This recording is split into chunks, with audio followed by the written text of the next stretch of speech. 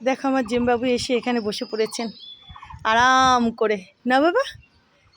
হ্যাঁ বাবা, ওর খুব ভালো লাগে সকালবেলাটা, ফুটফুট করে হাওয়া দেয়, ও এখানে আরাম করে শুয়ে থাকে, বসে থাকে, আমাকে দেখতে থাকে আমি কি কি করছি। ওরে বাবারে, হ্যাঁ একটু শুয়ে থাকো, আর একটুখানি আমার কাজ আছে বাবা এখন। দেখো এখান থেকে কি ভালো লাগছে, দেখো জবাখানাকে দেখেছো?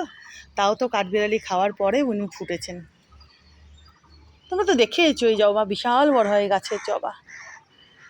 আর এই যে দেখো আম গাছখানা, দেখো দেখেছো? এই যে আম গাছখানা কীভাবে বড় হচ্ছে আর হয়েছে দেখো। এই আম গাছখানাও কিন্তু বিশাল বড় হবে, আর অনেক আম হয় জানো তো, আর কি মিষ্টি কি মিষ্টি এই গাছের আম, মুকুলও চলে আসবে। দেখো দেখেছো? দেখো অনেকদিন তোমাদের দেখাইনি আম গাছখানা, আজকে ভাবলাম একটু দেখিয়ে দিই। আরও দেখো কত ঝাঁকড়া হয়েছে, আরও পাতা বেরোচ্ছে, ডাল বেরোচ্ছে, দেখেছো? অনেক বড় হবে এই আম গাছখানা, বিশাল বড় হবে।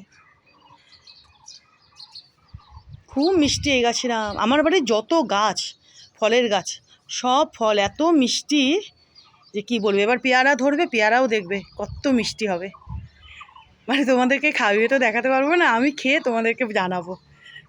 বুঝেছো? তো কিছু করার নেই বলো। তো যত ফলের গাছ রয়েছে আমার বাড়িতে না, এত মিষ্টি যে কি বলবো। আর এই যে দেখো, দেখেছো গন্ধরাজখানা এখনও সেই যে পরশুদিন ধরেছে, গত পরশু সন্ধে নাগাদ ধরেছে। সাদা ফুল তো সন্ধ্যের দিকে একটু এনারা হয় আর কি। তো দেখো এখনও কত সুন্দর হয়ে আছে, দেখো কত সুন্দর, দেখেছো?